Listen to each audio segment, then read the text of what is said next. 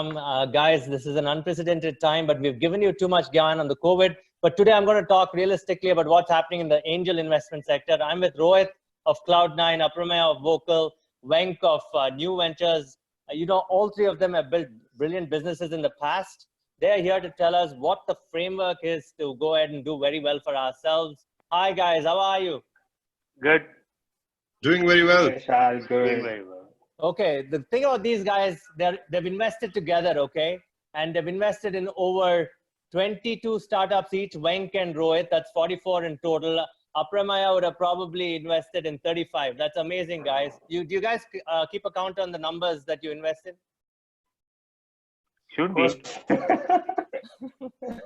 It's a tough It's job. tough, man. Sometimes I keep forgetting which ones I've actually invested in, but the ones that you're always reminded by the founders.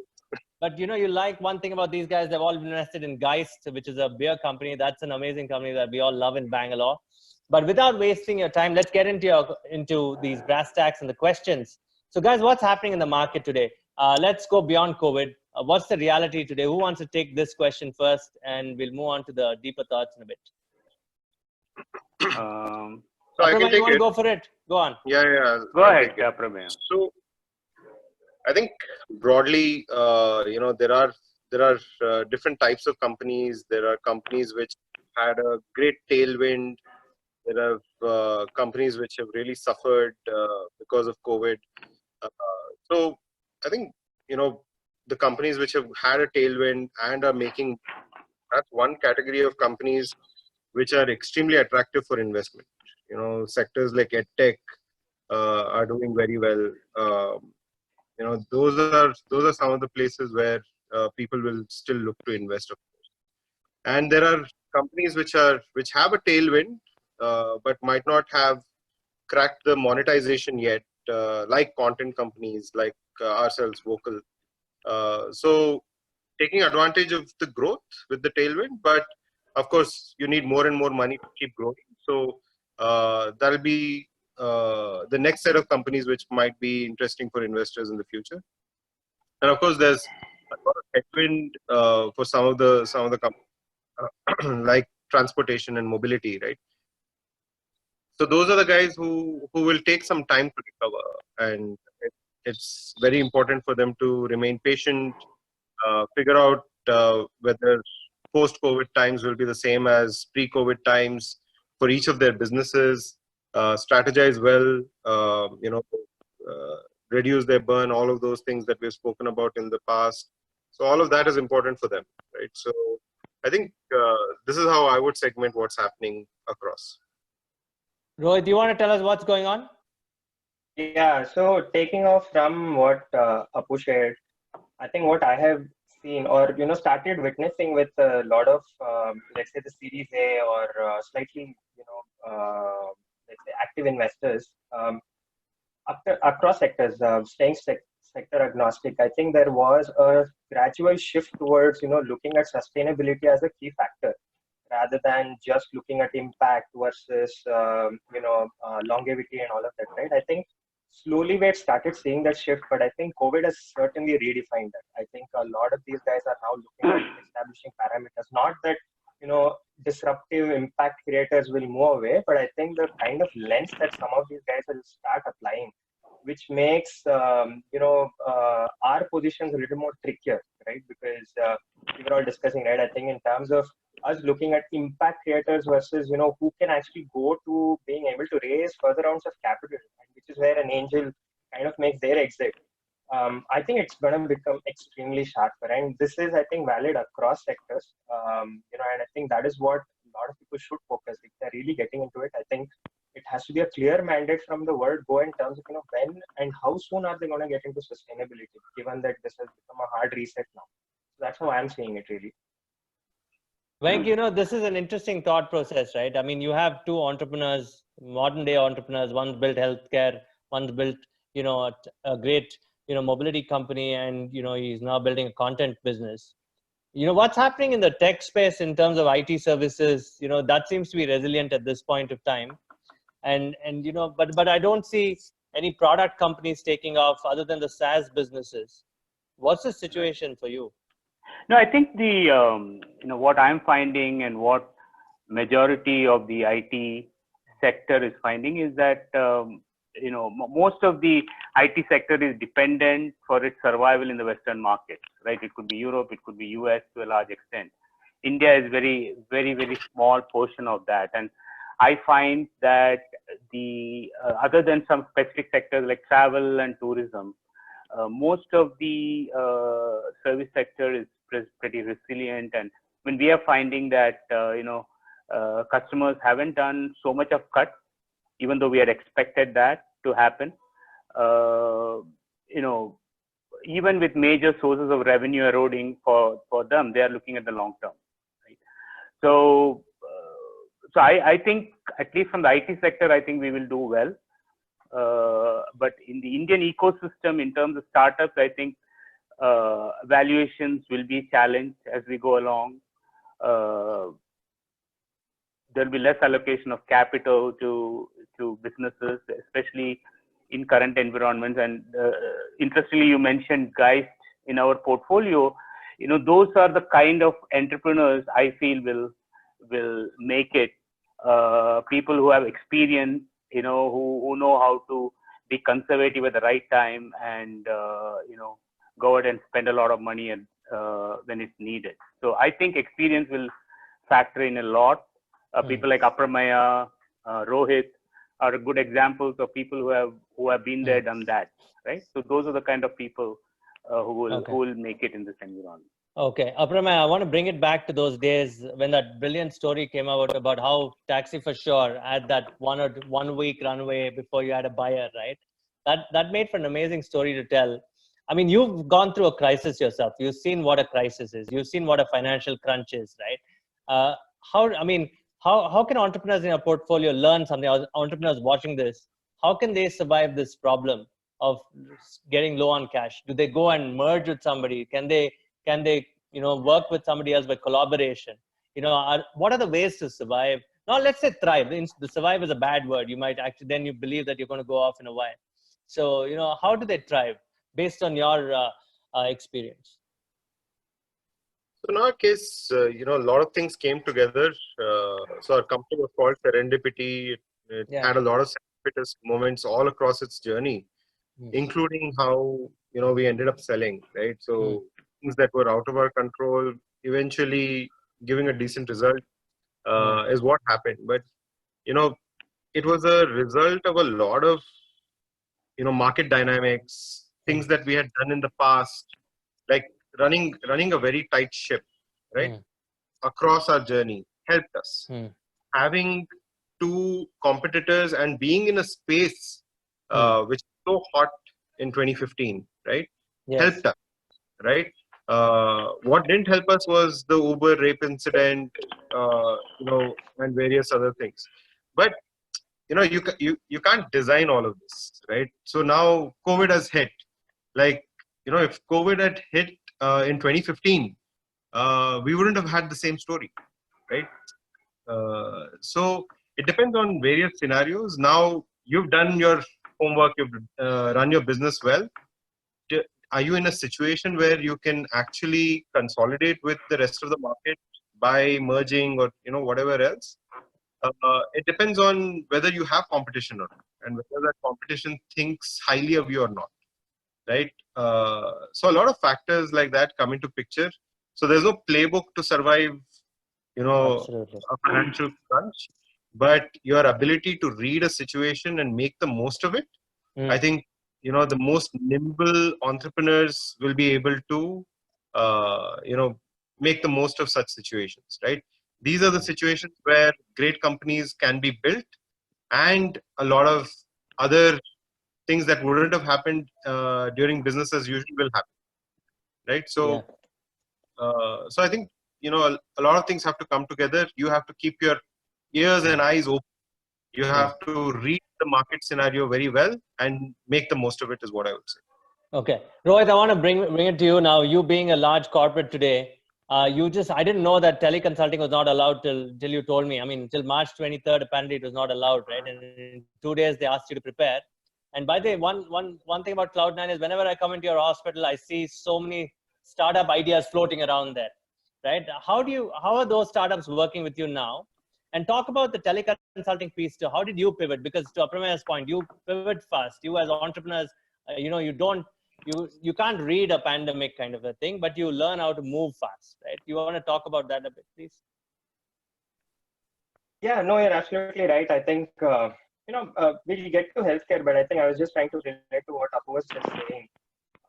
Remembering all the incidents, right? I think I was part of this group which spent time with Modi and his cabinet about, I forget, I think 2017 or something. And he had boldly told us that in our country, guys, please remember that regulation will always follow innovation. Right now, that, given Prime Minister Modi is a dialogue, but honestly, that has been the truth, right? In most of the things, if you find that innovation has continuously pushed for new paradigms and all of that, you will see that regulation will come. But I think it still has to come within a specific time frame. And hence, getting into healthcare as a context, I think there were good companies who were always saying that, hey, look, telemedicine of various forms should ideally bridge the entire gap which is there in our country, right? Which is, the statistics are infamous for what it's known for in terms of the doctor and, the bed ratio, the patient and, accessibility and all of that. And technology was the only way that we were ever going to try and solve it to any great extent. It's just surprising that till the pandemic hit, that the government had taken the approach of keeping telemedicine as a gray area. And about 2-3 days before, they actually rolled out a set of guidelines. So far, I mean, it wasn't anything drastically different from what most of the companies were already doing. So I think it was all right. But if something had come about to say that you cannot do this or you can do that, then I think that would have been a serious issue. But the good part is that it was at least a clear guideline of, where can you err, where can you not err. So that I think helped a lot of companies. So especially with us too, then what happened was we started saying that, okay, this is something we need to have. I think for every good company, I think, consumer engagement is the most critical one. And in these first, especially lockdown one, I think nobody knew what is going to happen, right? How are you going to stay in touch? What are you going to do? How are you going to offer services? And with us, we're an essential service.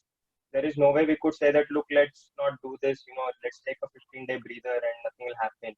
People deliver anytime that they want. So this was not something that we could say that, okay, let's take a chill. So we had to immediately pivot and say that, okay, what are those necessary touch points that we will create? And, in hindsight, we had invested within the company for a large team to actually have, technology capability, actual people who will sit and code, bring stuff out. And, they were able to do a lot of good work. And that really helped, right? So we were able to bring a product out in less than 5-6 days. In fact, yesterday was the version 2.0, which is, something that we're all proud of, but version 1 still did the job. You ask a techie to use it and, they would say, hey, you know what, this can be better. That can be like, yes, we know, but, we'll get there. And that also, coming to the fact that you mentioned about how startups work with us, I think that has been a huge thing, which has been a huge differentiator about how we've been able to work so far, is that we've always invited a lot of different startups to come and ask us questions, tell us that can we do something different here. And the fact that we only do one thing or two things, related to mother and child, we can just keep going deep and deeper. And that has helped us, honestly. So we do a lot of, API exchange, all, obviously the patient information all scrubbed. There's virtual sandboxing that we've done. People can come in, run their code, understand the behavior, then see what it's about. We allow them to run pilots with, informed consents by the participating patients and all of that. But we get put on such a fast learning curve that we don't have to do some of these things on our own, right? And it's extremely gratifying that we are able to see those results when they come. And given the kind of customers we have, I think they're also extremely appreciative, or they're extremely focused in telling you that, hey, this went wrong. Right? So it's a bit of both, but I think we enjoy that sort of engagement, and that's what keeps us going. This makes me happy because Apremeya, I want to come to the media section a bit, because a lot of media startups write to me also, and how you as a media company are reinventing yourself at this point of time, because you're gathering a lot of users is something I want to hear. I like this point, Venk, that Rohit mentioned. He's working with a lot of startups. do your portfolio get access to a lot of corporate? Because my problem is, you've been in corporate before, so you understand that working with corporate at this point in time is absolutely essential. Is it really happening? Does your portfolio get to work with companies in probably in the mid market and large cap segment? Do they work with startups really? Say for example, Pocket Aces should probably be getting a deal from, say, Network 18 or something to do something. I mean, at this point of time, I don't see any of such partnerships. And you guys, Rohit, Apremeya, please jump in whenever you can, because I'd like this piece. I want to stay on this piece, saying, okay, if for startups to do well at this point of time, it requires Indian corporate to take onus on this situation also.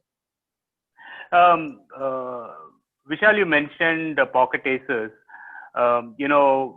Obviously, their business model was to work with corporates, but now with this OTT kind of approach which they're taking, I think what I'm hearing is that is something they are trying to do more, because obviously corporates are challenged in terms of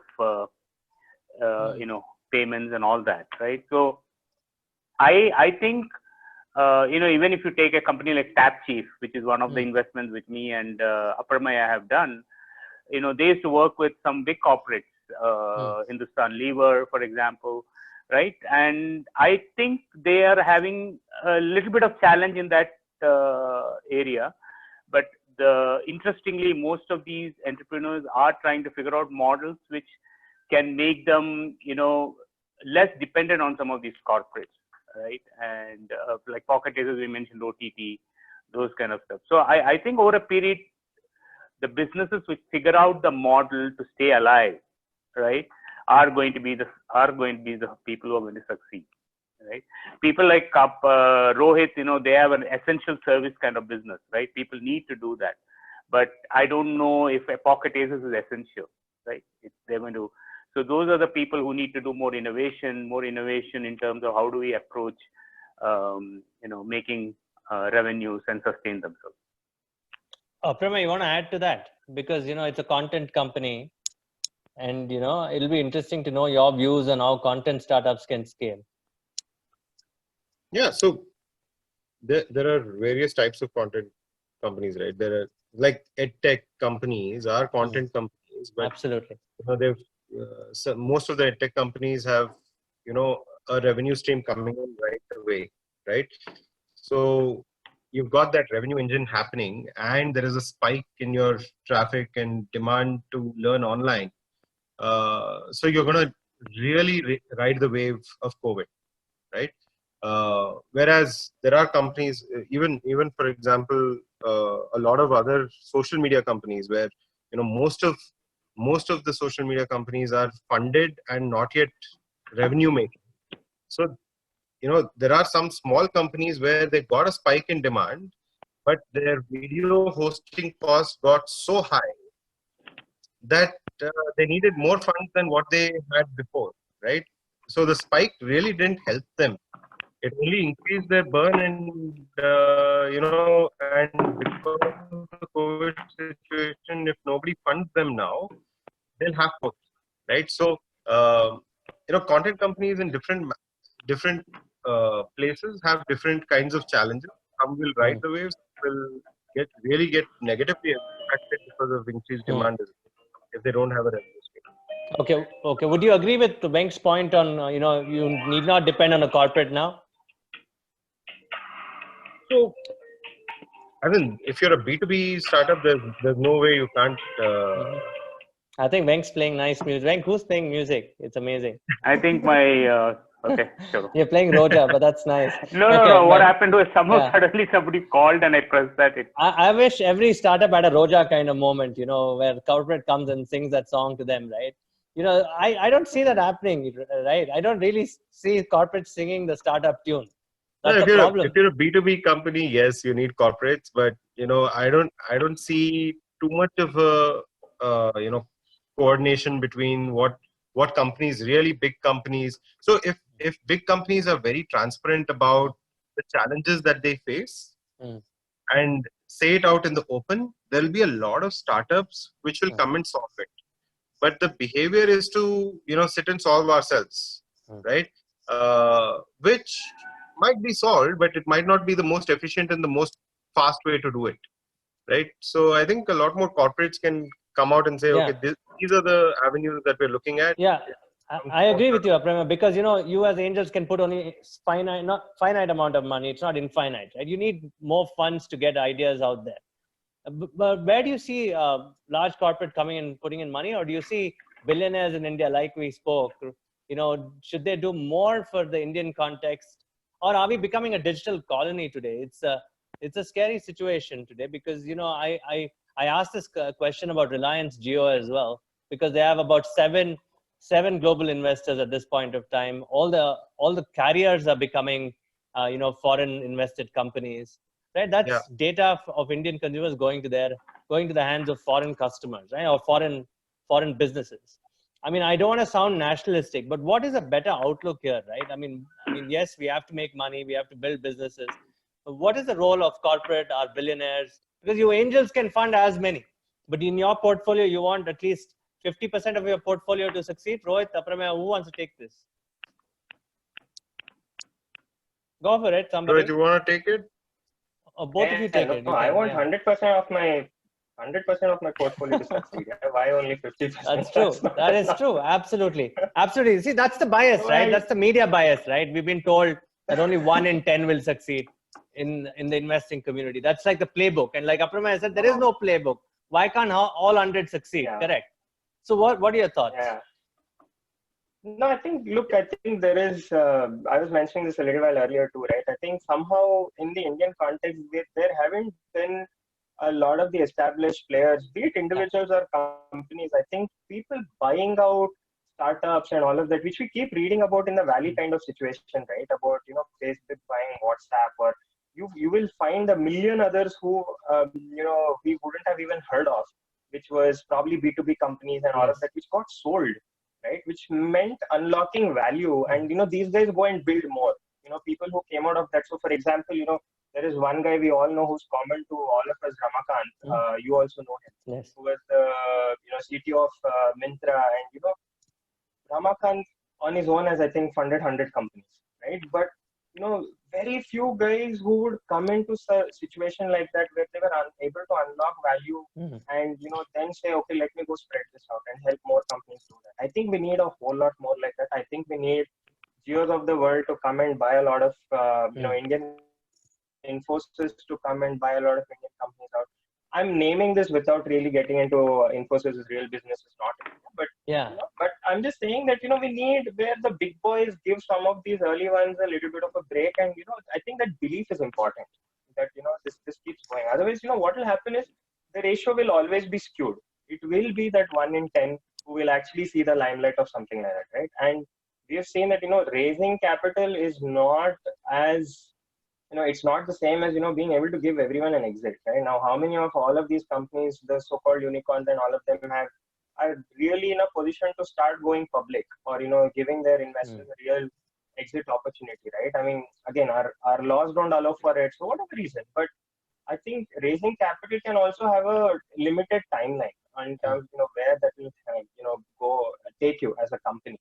But I think angels aside, I think for us, a few rounds into the company, I think angels will see an exit. So I think for us, it's a different ballgame altogether. But I think overall context perspective, I think you're absolutely right. I think the environment should change that, a lot of these big boys start supporting some of these younger ones, individuals, companies, making sure that, there is enough of that positivity going in, that new kids on the block come back and say that, here's what I want to do, rather than saying, maybe I create a company together to raise more money. That can't be the ambition. That's a great point. Apremeya, I liked your views yesterday. We should not become a digital colony. Yeah. And you want to specify further, because that goes into a framework, right? Because it's very tempting.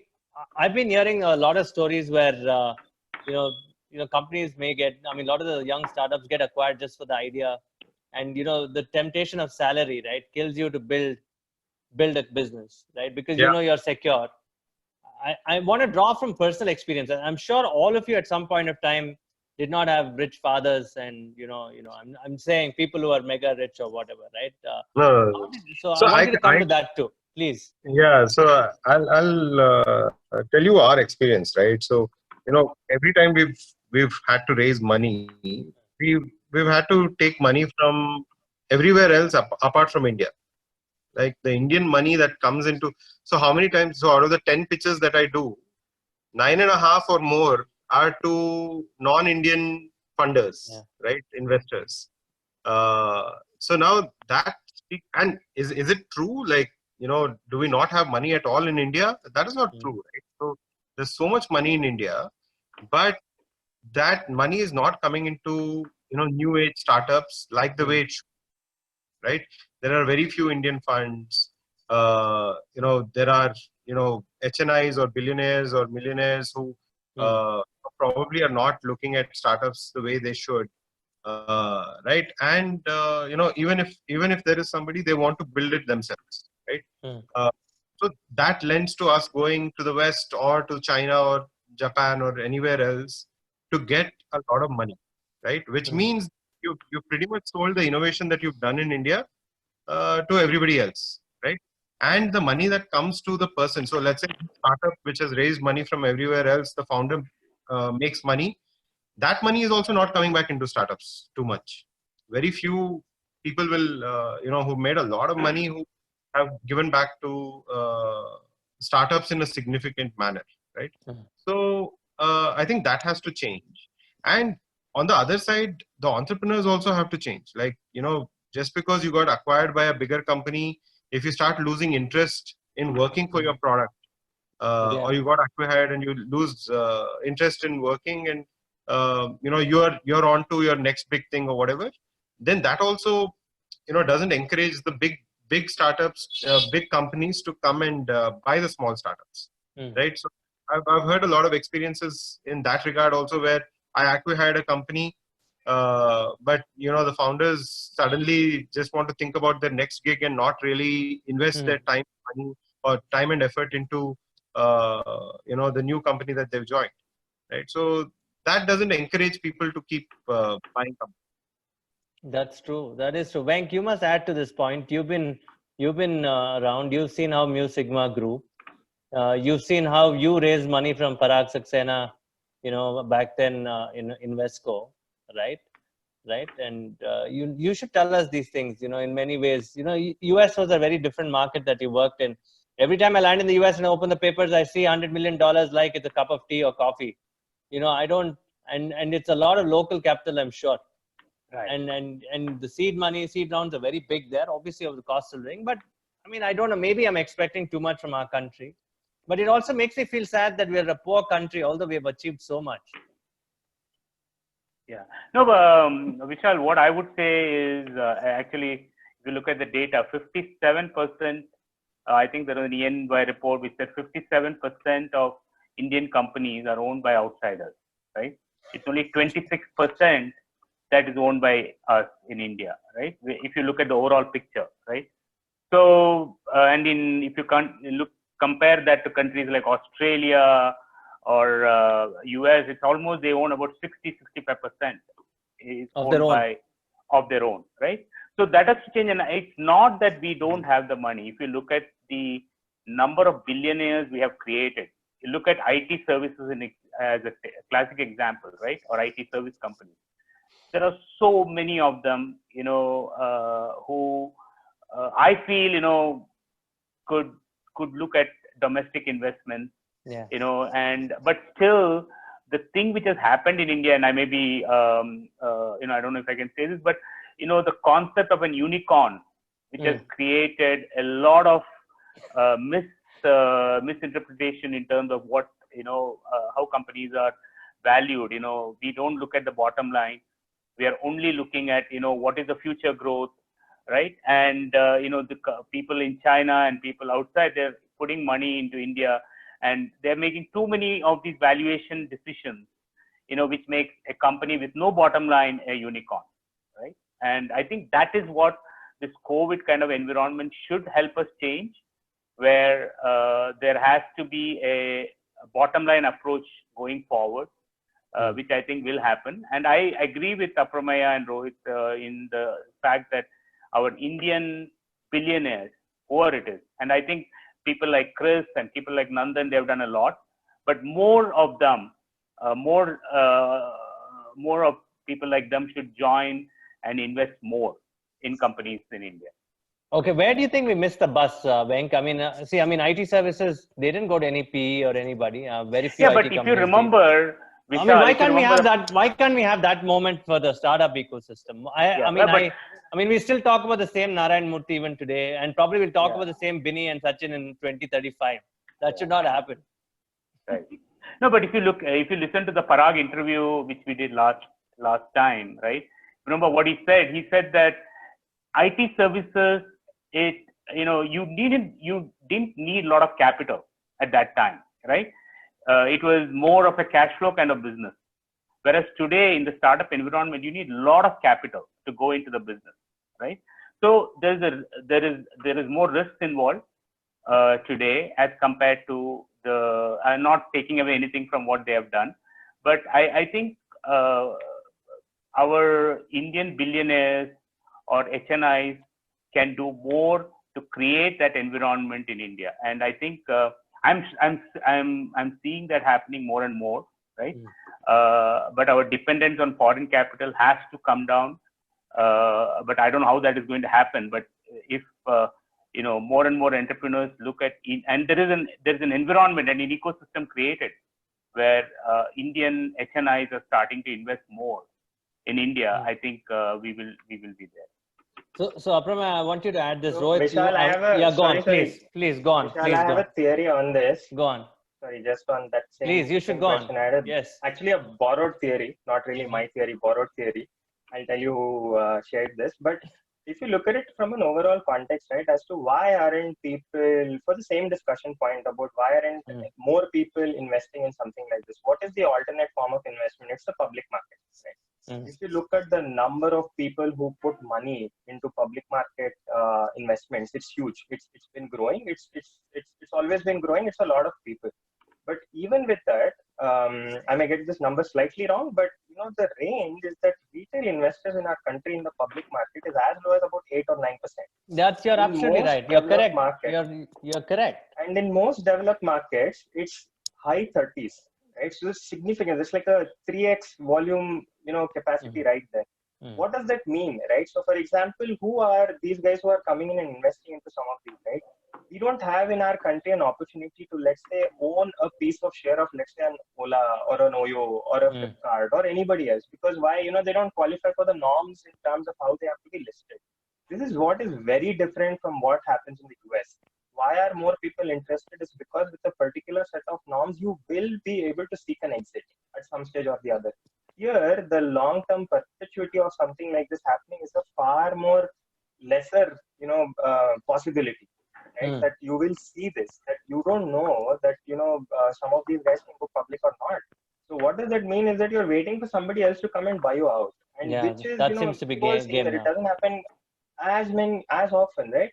I think that needs to change. I mean, that environment. So for example, if you ask a millennial around, Apu was telling me this, the kind of lifestyle that some of these millennials lead, they don't have this concept of saving. Now, if you ask them about the stock market, I don't give a damn about Hindustan Zinc who will give a dividend and all that. Yeah, I don't want to go around saying that I own X shares of Hindustan Zinc. It's of no value to me. I would rather do something which is useful for me in my life today, which is, I can relate to. And that is where I would want to put my money in, but there's no avenue for that. Right? So I think that honestly is one borrowed theory. Like I told you, that it should probably change. I don't know when that will change. I believe there are some discussions happening, but I don't know when it's going to come. But if there is some play in that, I would say that a lot more interest will come in, I suppose. So basically, you're saying if startups are an asset class, they should be able to raise money freely, not just from not just from institutional investors, but for anybody. What Rohit said. If you look at Amazon went public when it was not making money, right? It went public in the market, right?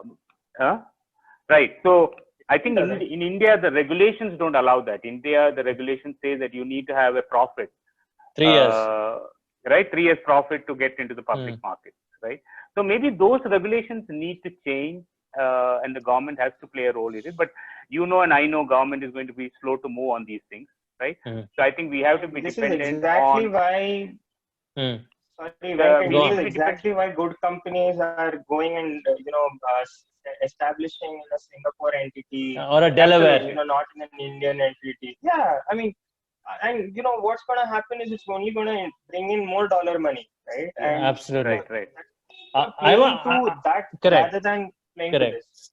Apremeya, I want to talk to you. When you were building Taxi for Sure, and if you were able to raise local money and you were given more, I mean, if you had allowed retail investors to come in at that point of time, I'm sure it would have been a different story. I mean, not taking away anything from that exit that you guys had or anything. I mean, if you looked at an alternate universe, it would have been very different, right? Yeah, absolutely. So we were the second largest taxi aggregator in India, right? And having built it with probably 1/5 to 1/10 the money that the leader had, right? So we were a very hot company in terms I of remember. potential of investment. Yeah, of course, nobody would be able to assess the risk of investing in something like that. But if there was an opportunity to do that, of course, with that, there would be, a lot more. Sorry, No there problem. would, Go on. yeah. So there would have been a lot more, responsibility as well on the company to deliver results, which would have actually been a good thing, right? So overall, companies doing better, investors are doing better, all stakeholders are benefited. So yeah, so we would have loved that opportunities. Okay, I want to talk about the day zero. Rohit, you and Apremeya. Venk, I'll come down to you also because there's a lot of history for you. When you were day zero companies, right? I mean, be it Cloud9, Taxi for Sure, or even Vocal, what type of support would you have required? I mean, now that you're all well connected, I think, yes, raising money is fine. But if you remember the days when you had nothing, right? Venk, you should also pitch into this. I mean, at this point of time, a lot of people are nobody. Let's talk about, we've gone beyond the millennials and entered some new generation at this point of time, right? And today the playbook is come in, raise money, value, sell, right? Do we need that kind of approach, or would you have thought about that kind of approach, or would you have said, okay, because we don't have people in our country, they said fall in love with the product or fall in love with your education. That's why we have Saraswati, and only after that we have Lakshmi kind of philosophy in our country. I sort of see that we are losing that thanks to foreign money again. It's becoming a very California playbook, but it's a very different scenario here. You got to operate it differently. You got to think it differently. Rohit, I'm sure you could never get a California type hospital approach here. Apremeya, I'm sure you could never do Vocal with a California approach here, right? I mean, I'm sure. And so, Venk, you should bring in these points. I'll start off perhaps with Apremeya, then take Rohit, and then Venk, please. Go on. Yeah. So to be specific, what's the question again? Whether we could do something differently or raise money differently? Is that the question? That's the question. It's not the California playbook that we need. Yeah. So see, it's so as students also, while we were going to school or college, we've always been told, okay, you study because you'll get a certificate at the end of it, you'll get a rank at the end of it. So that has come into the startup thing as well. You want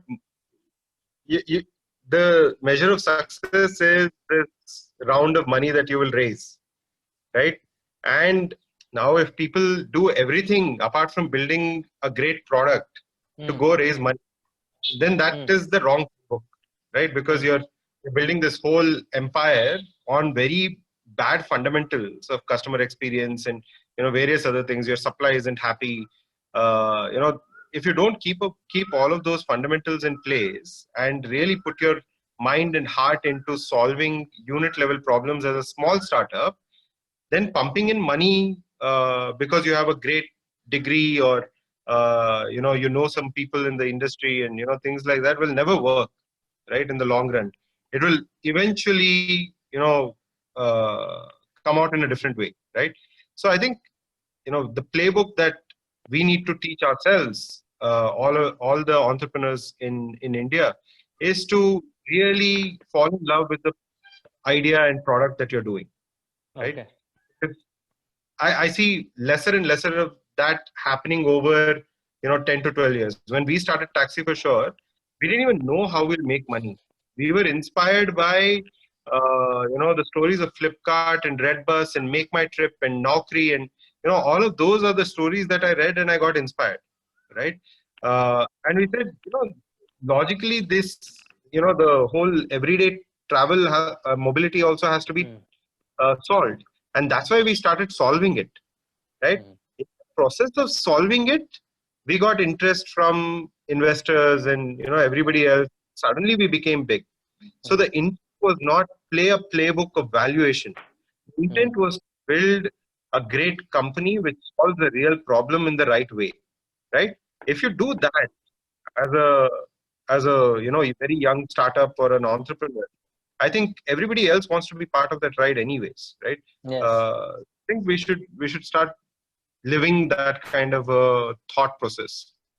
And I want to take off from Go what on, Apremeya please. said. I think he's absolutely right. And I think more and more post-COVID, or I think we need to look at India-centric problems. What are our, like somebody, in fact, when we were talking yesterday, we were talking about, is the farming kind of approach, is there an opportunity there, right? I think we need to stop looking at the West for ideas, which, not everybody is doing, but that is predominantly the way it has gone so far, right? Something which has worked in, even if you look at the mobility space today, the bikes, there is a lot of companies which looked at the West and said, this will work here, but it is not something which will work so easily in India, right?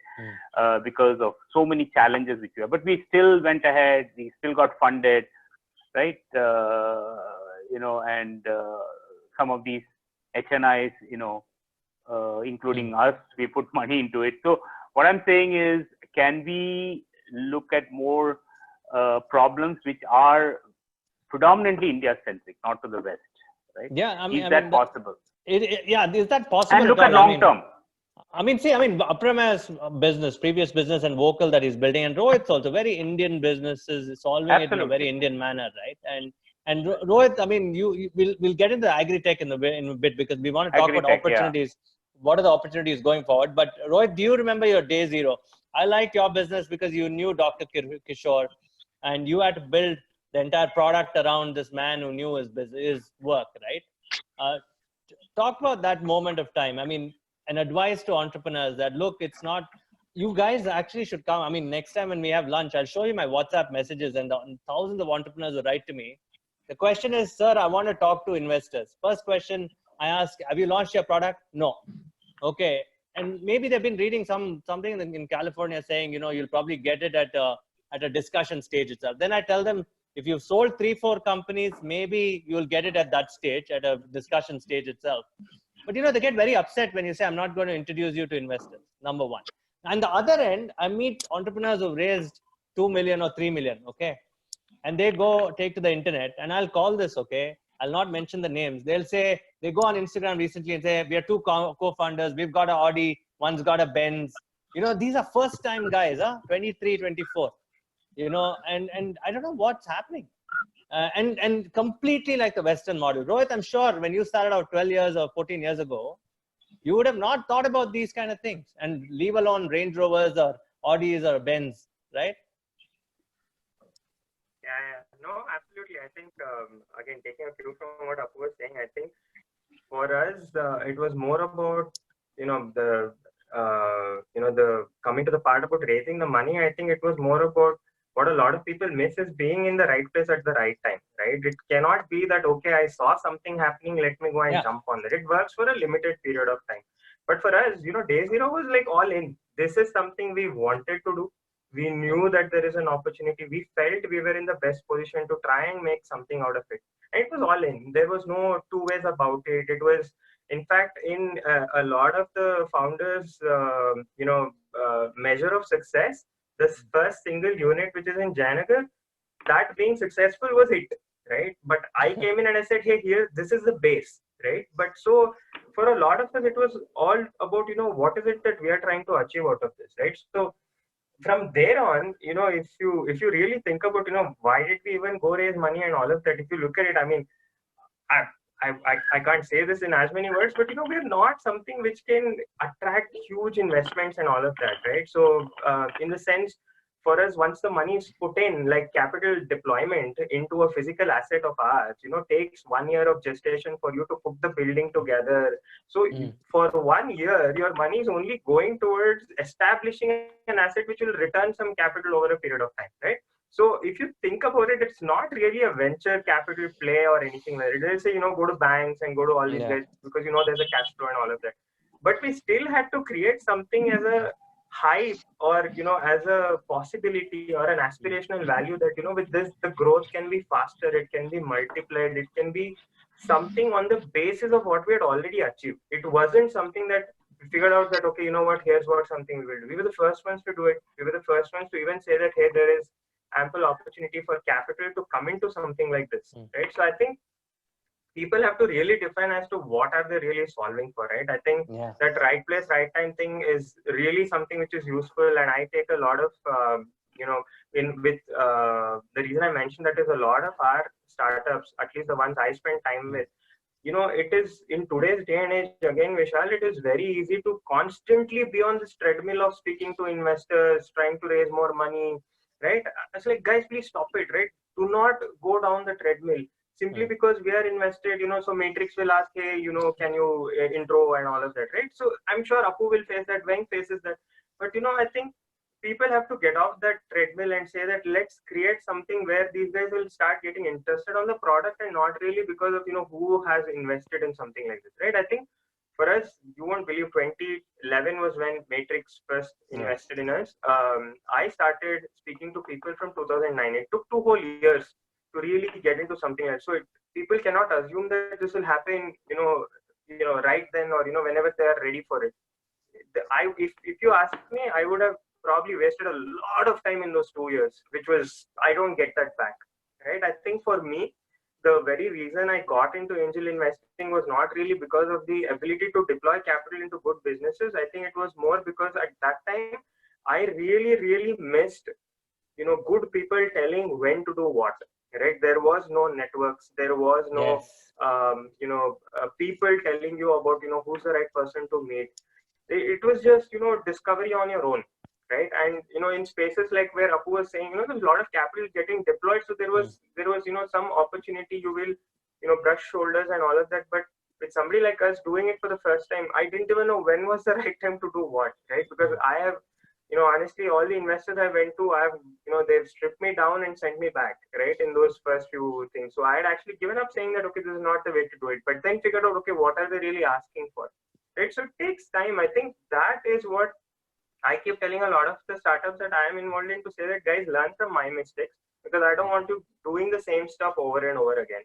That was sorely missing, and that's a key inspiration for me to get into what I'm doing. And in the startups that I have invested in, I usually like to spend a lot of time and tell them not about how do you run the business, but thinking about these larger aspects, right? Apu also does that, I know, but 35 companies, I don't know how he manages, but you should tell us. Apremeya, you should tell us. Go on, Venk, you were adding something. Go on. No, I think one thing which I think COVID should teach us is to stop idolizing people.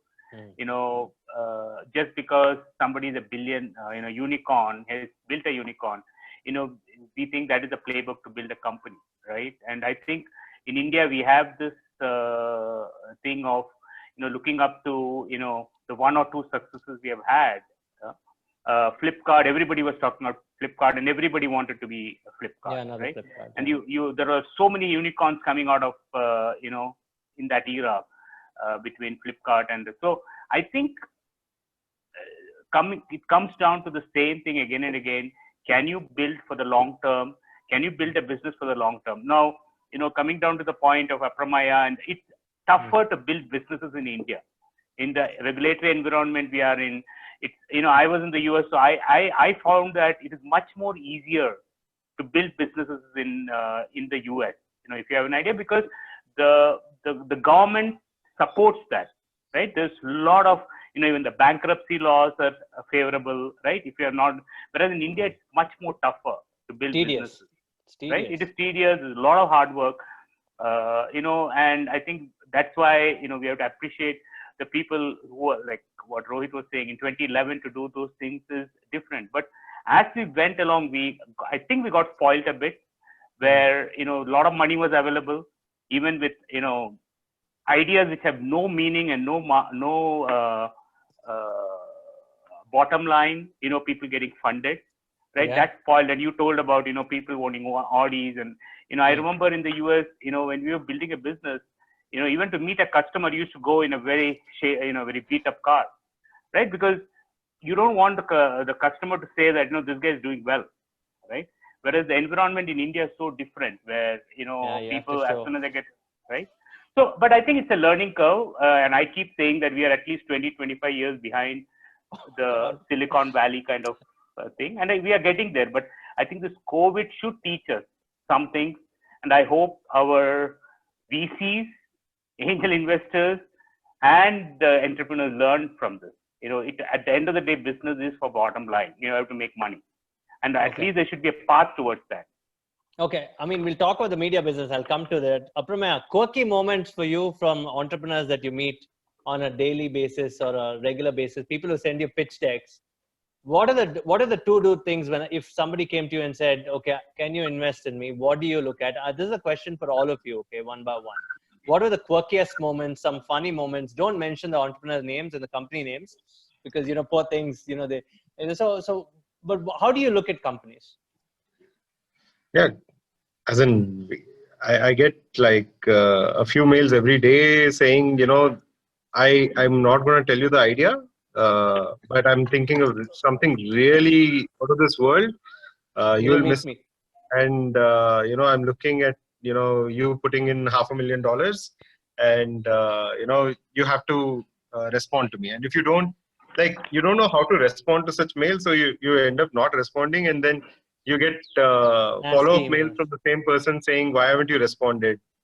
And it's super funny how entitled the guys are out there saying, just because I thought of an idea, I need money, and you're the one who's going to give it to me, right? So I think humility lacks in some of the entrepreneurs who have written. So it's quite funny. Somebody you met who gave you a hard time, or you said no to, and why? So sometimes I've said no. So I'll tell you what I look for, right? So I look for, a great market, one, where the pain point is very evident. So if you have to spend more than a minute or even 30 seconds to explain the pain point that your market is facing, then it's not a pain point, right? So because, finally a B2C especially, it's finally word of mouth, right? So you need customers to be talking for you about your product. So if your customer can't say it out in as simple a manner, less than 30 seconds to his friend or her friend, then it's not going to work in the B2C segment, right? So you have to identify a great pain point, a great market, and a solution that is 10x better than whatever is there right now, right? It should be a no-brainer to switch. So this is, penultimate. Like it is the ultimate factor to see whether you should invest or not, right?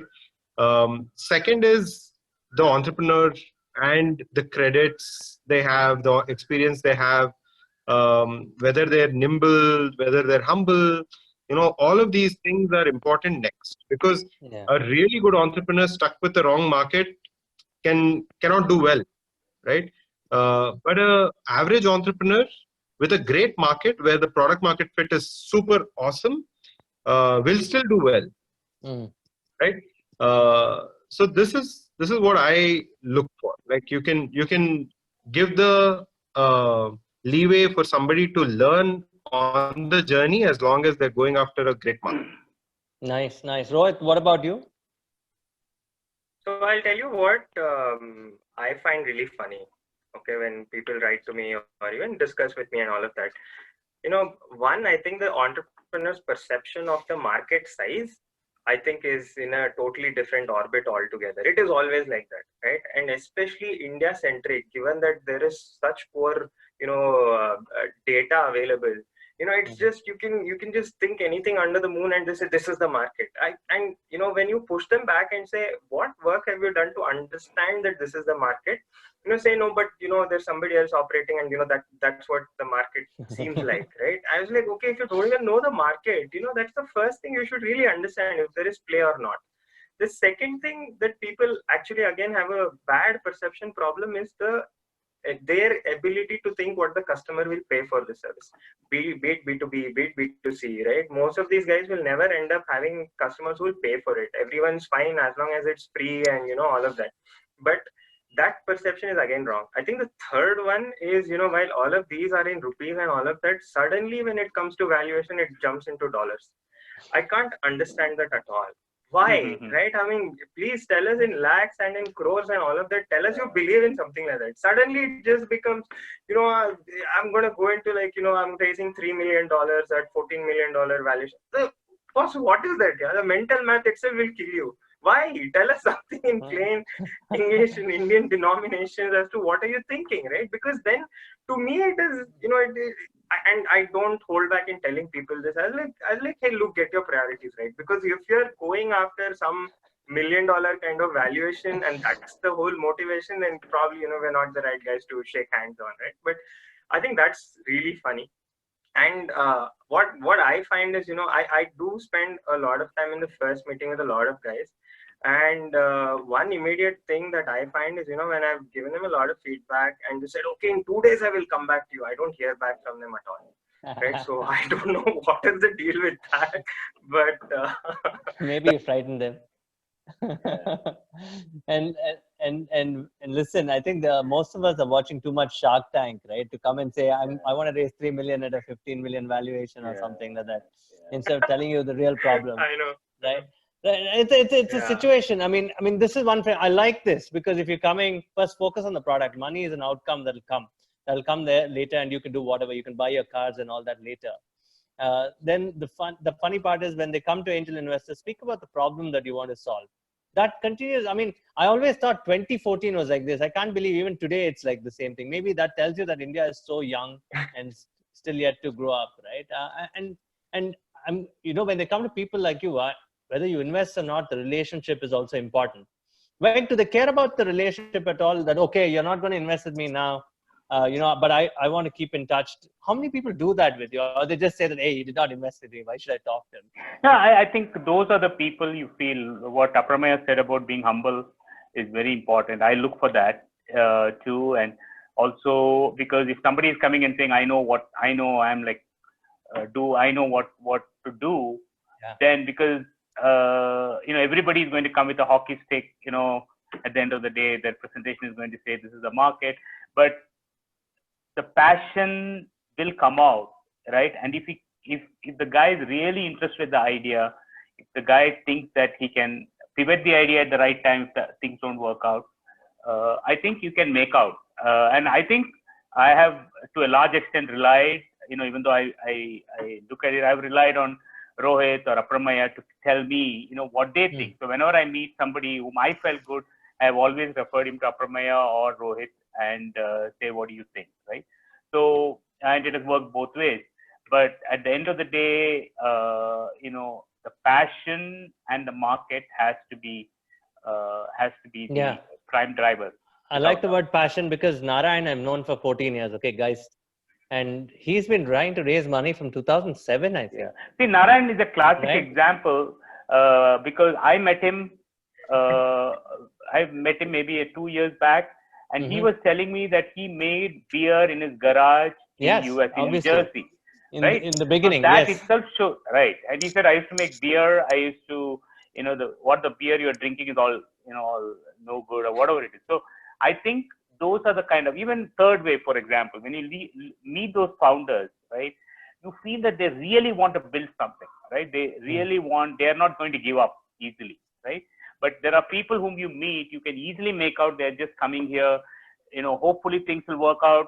They will get a VC to fund them. They'll get 15, 20 million quickly. They'll make some money and they'll go. So I think it is, we have made mistakes. I have made my share of mistakes in terms of, looking at people and investing. But I think passion, is quite important. It's very important in my experience in terms of how you choose an entrepreneur to invest in. Would you choose like that, Apremeya, Rohit? Passion? Okay, go on, Apremeya. You're saying something.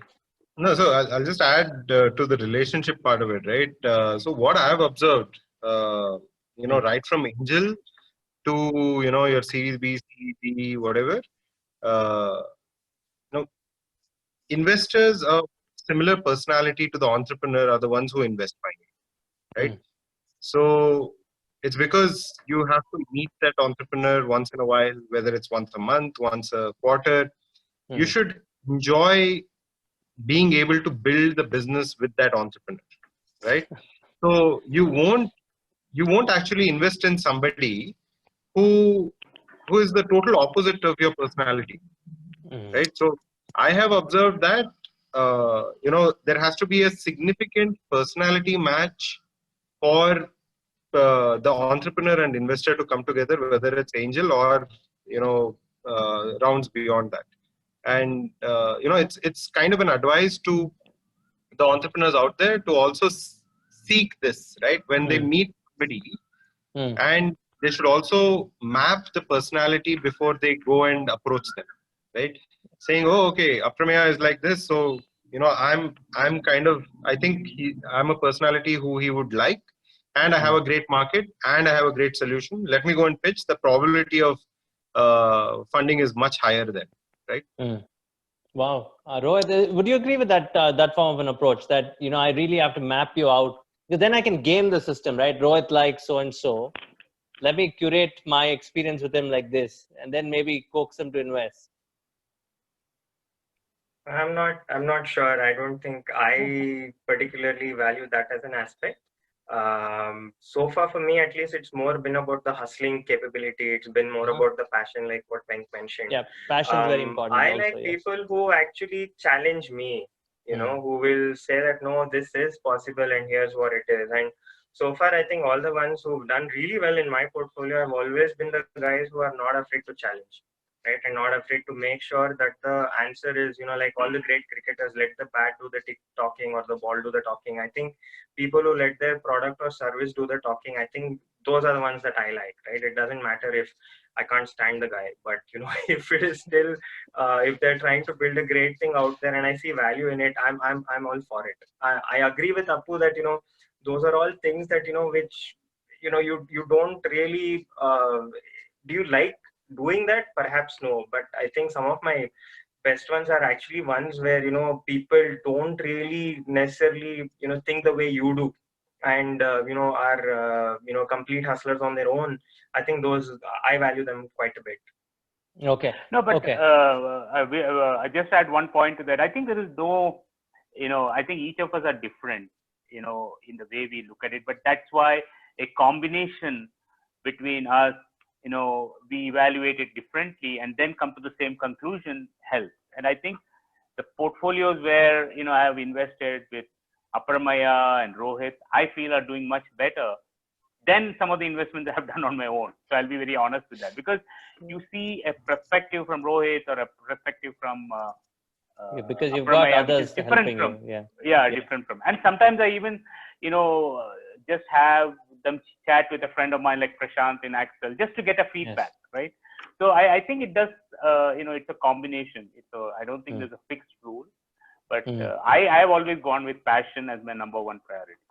Okay, guys, quickly tell me, the mistakes that you made with entrepreneurs. I want to know this because we have 10 minutes. I want to still cover the verticals also and leave it for the conclusion. Quick mistakes do entrepreneurs make mistakes or mistakes catch up with entrepreneurs? I think without doubt they make mistakes, and I think you want them to make mistakes. If they're not making mistakes, then there is something wrong. That's my perspective, right? So, because nobody knows, nobody can come and say, I know how to run this, right? Maybe somebody with experience, who has done it before, maybe Apremeya or Rohit who have done it before may make less mistakes as they go along. But an entrepreneur who has just come in, I'm sure is going to make mistakes, and it's going to happen, and then they have to correct themselves and go forward.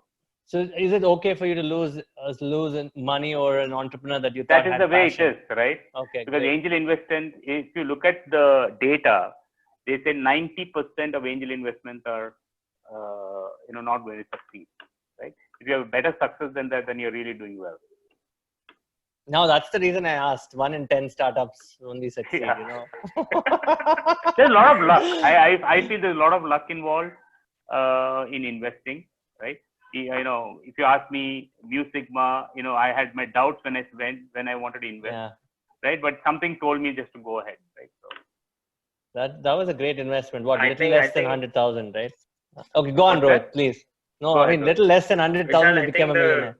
Yeah. Yeah.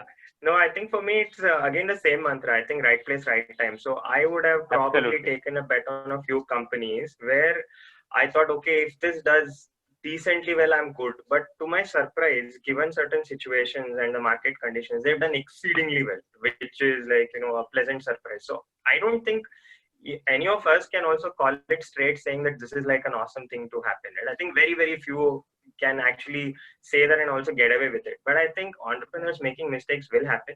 I think the known mistakes which can be avoided is what we have to literally guide Absolutely. them towards, right? And that is what I feel that people who are open to constructive feedback and are open to an engagement or a dialogue. I think those ones, I would say that those are the guys who would really do well, knowing that they have a lot of good people to advise them or even just give input. It's not like randomly keep telling them what they need to do, but rather if they have somebody that they can speak to and saying that, hey, this is what I'm thinking, what do you think, it's like a sounding board. I think those are very important too. And it's okay if all of it still results in a mistake. I think it is perfectly fine. I would encourage them to discover their own paths and all of that. But I think again, going back to the mantra, I would say right place, right time. So I think having a good spread is probably what is more important. I'm talking of myself, Yeah, but I'm gonna ensure that comes in the article. Yeah. They need Yeah, to have diversification Yeah, in true. has to be I think it's very important. Absolutely. If I was only going to do health tech, I would have been miserable today, right? Because Yeah, right. one, I'm a super critic of what people want to pitch as health tech. But second is, if I then start investing on everything which is health tech, which is, then I would have like a very poor portfolio, right? So I would say that, just try and get a good spread, look at what others are doing.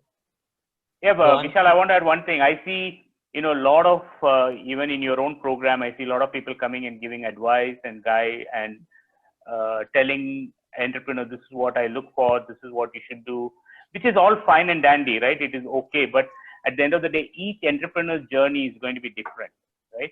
Especially post-COVID, everybody, even though somebody can say, I know it, I don't think anybody knows it because we don't know, right? We don't know the future, right? So I think, each entrepreneur has to figure out the model which works for him, right? We can give advice, right? Because I don't know. Many times, if they come and ask me, like if third wave, Sushant asked me, I'll give him my perspective. But at the end of the day, he has to make the decision because he has to run with it, right? So I think if you ask me, mistakes are going to happen more and more. Yeah. But people who can sustain it and go forward are the people who are going to survive. Yeah. And in your case, Apremeya, 35 companies, you talk to all of them regularly? So I One a day. take the entrepreneur first approach. So some of them I've never spoken to after putting money. Some of them ping me every week. Okay. Some of them ping me late in the night on WhatsApp and I chat with them.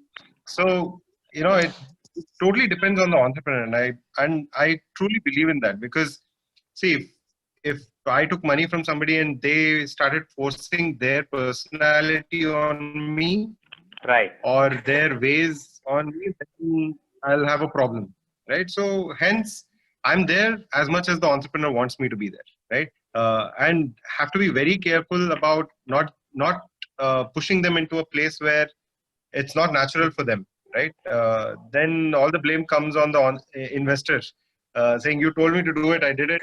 Now what do I do, right? So it's a very thin line. I'll give you a funny. I mean, I won't mention the angel investor. You guys all know him personally. He called me and said, "I've invested in this company. They don't pick up my phone at all." How do you handle that kind of situation? No, They asked me, happen. "Can you find out what's going to happen with them?" Yeah, right. No, I think it is going to happen as we go along. Especially when a bigger investor comes in, I think you're very low on the totem pole in terms of where they're going to call, right? Oh man, that's crazy. Okay, favorite verticals going forward. I mean, quickly, starting with Apremeya, Venk, then Rohit. I mean, I'm glad you said investing in health tech. Only health tech would have made you miserable. So there are other favorites. Apremeya, please start. What do you think works, and give us a taste on what doesn't work at this point of time, and what should entrepreneurs focus on? And that doesn't mean that they should send you so many pitch decks saying, "I've got an electric vehicle startup. Will you fund me immediately right now?" No, so I think near term, in the next 1 year, I think anything that is purely digital and money making works, which means edtech is definitely up there. Certain kinds of health tech, I'm not very clued in. Maybe Rohit can, pitch in there on what exactly will work. But edtech, health tech, there will be companies in the media space. While some may be making money, may not be making money, but the consumption going higher. I think local language media will also pick up. So these would be my favorite areas. Media is big for you? Media is big? Yeah, absolutely. So I think it's ripe for disruption. So you keep trying, and you'll definitely hit some sweet spot there.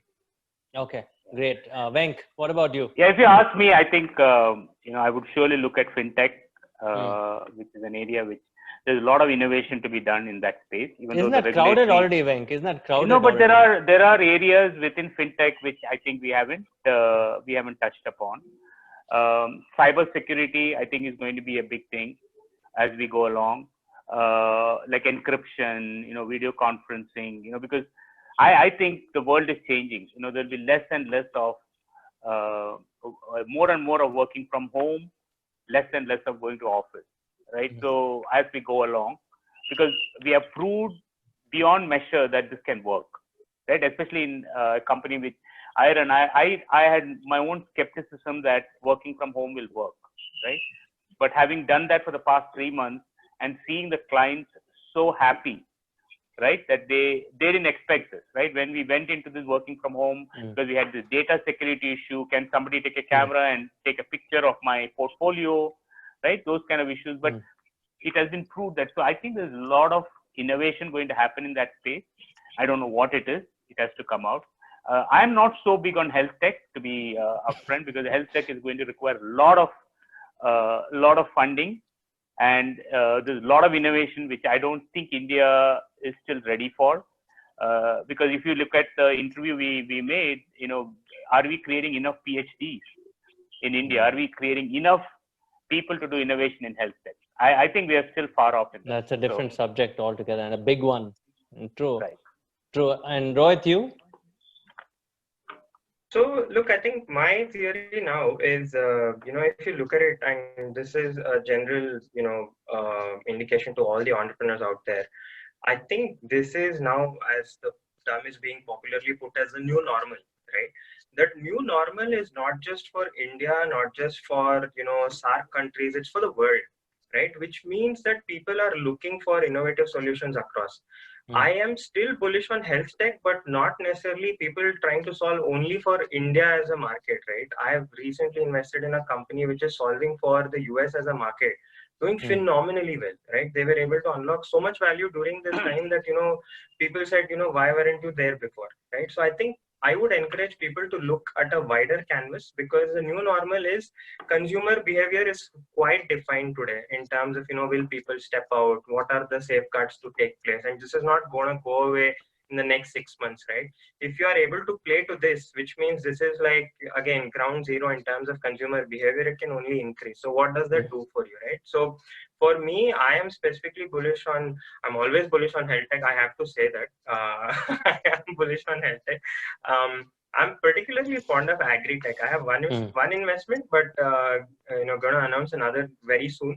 But I think a lot can be done. The India consumption story itself, I think, is quite unexplored by good guys in the system. I'm pretty pepped about that.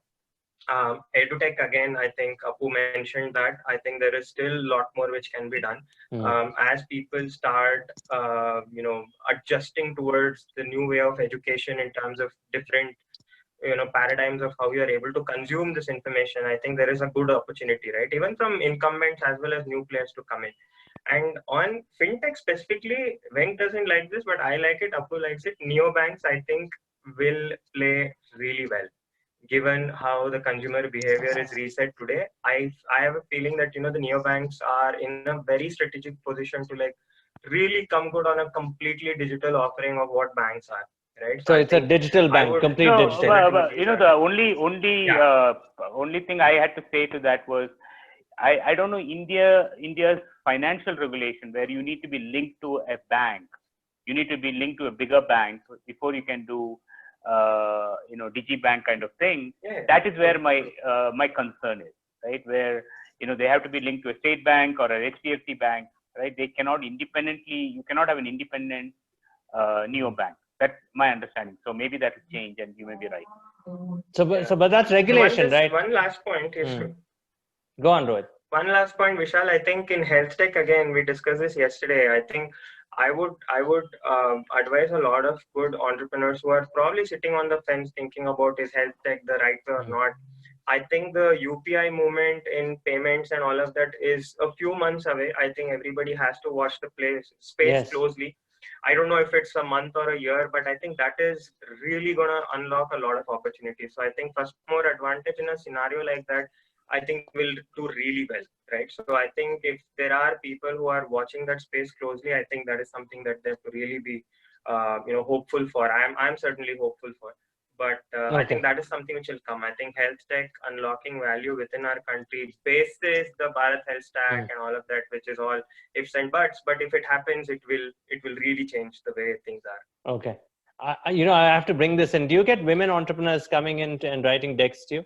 Is that something that is increasing? Yeah, I think we have not as a representation, but as proper genuine entrepreneurship, right? Is that happening? Yeah, we have in our portfolio, we have at least 4 or 5 women entrepreneurs, and I think they are, some of them are pretty aggressive and very passionate about what they're building. Okay, Apremeya, in your case? Yeah, so I've invested in a couple of startups or 3 startups where there are women entrepreneurs. One is YourStory, right? So it's a place which requires a lot of empathy to run a business. So I think one of the founders is a female entrepreneur. Of course, Carva, there's a female entrepreneur. Right, Empani, which is now known as Love Local. Akanksha is a entrepreneur. So yeah, we've got they're doing quite well. And the number of women entrepreneurs who are writing in recent past has reduced, like in the COVID period, I think, at least for me personally. But I think that generally before COVID and all, there was quite a bit of requests to look at their businesses as well. Rohit, you're in a business of all women. I mean, the doctors are like entrepreneurs themselves, but I mean, what's the take for you in terms of working with women entrepreneurs? No, I think it's just to give you a statistic. I think when these guys were speaking, I was just able to run a quick math. I think even from the number of people who actually write into you, I think at best I've seen it's about 25-30%. So there is clearly an opportunity for more women to like enter this space. But what I have seen, and Apu mentioned Carva and others, right? I think women who actually start doing an entrepreneurial journey, I think the passion is far more than men. I can tell you that much. I think they really own it up. I think they're there with a purpose to actually do that. All the discussions that we did in the last 1 hour, I think women imbibe that a whole lot more than men, right? I think men continue to try and explore too many different things at times, but I think women are singularly focused, which is great. But I think we should have more of them, honestly. I'm just trying to recall that at best it's about 25-30%. I think it really has to improve. Yeah, on that note, it's been a great panel. The framework is regulation might not change, but you still have to go beat regulation. Things like COVID will always happen. There'll be down cycles. It's your product that in the end wins the day. I can give you gyan about, your cash and runway, but that doesn't matter. You have a great product, you have a couple of customers, you probably win the market and the day. I don't understand B2C. Apremeya, perhaps I'll leave it with you. B2B business is easy because you have a corporate that you sell to, and if he likes your product, he signs up with you. In B2C, it's a whole different game, right? So perhaps you could give us one framework for the B2C guys who are building these brands. I beat a lot of FMCG brands that use Amazon and Flipkart to sell. Is the like Rohit said, consumption's here to stay in India. But do you think India needs good brands now? Absolutely. So third wave third wave, is one guys, such something example. that all three of you It is invested another in. example. So I we think have one more between the three of us. We have one very new one, which I am a big believer in, but we can't say that. But I think that's in the retail space, which I think is going to do well. Okay. Yeah. Go on, So there's a lot of scope. Yeah, there's a lot of scope for building very uniquely Indian brands, because there's a lot of fatigue with international brands, of course. So Indian entrepreneurs who understand the Indianness required in every little aspect of our daily lives and can bring in passionate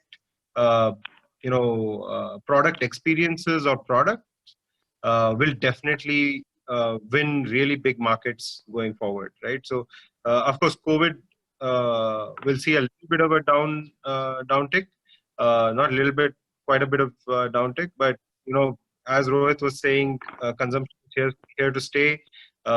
People want to get out, so we see pictures of how people have just forgotten that there is Corona and COVID and everything around, and they're just out there. So I think, as Indians, we want to be out there. We're social beings. We like spending time with family and friends and get-togethers. And our weddings are thousands and thousands of people. So that won't go away from us, right? So I think Indian brands and Indian consumption definitely a good market to go. I absolutely agree with you. And Rohit, Venk, Apremeya, you've been wonderful. I want to do this again. We'll pick up more topics in a month's time and come back. Guys, this video is also available on Facebook. We're trying to put it out on Instagram too. Okay. And if you can't see the video, then read the article. It'll take you 7 minutes. I'm going to put it out there too. Okay. So have a good one, all you guys. Thank you once again. Thanks, Vishal. Thanks, Vishal. Thank you. And we are going to catch up in either third wave or Geist. Okay. You take the pick.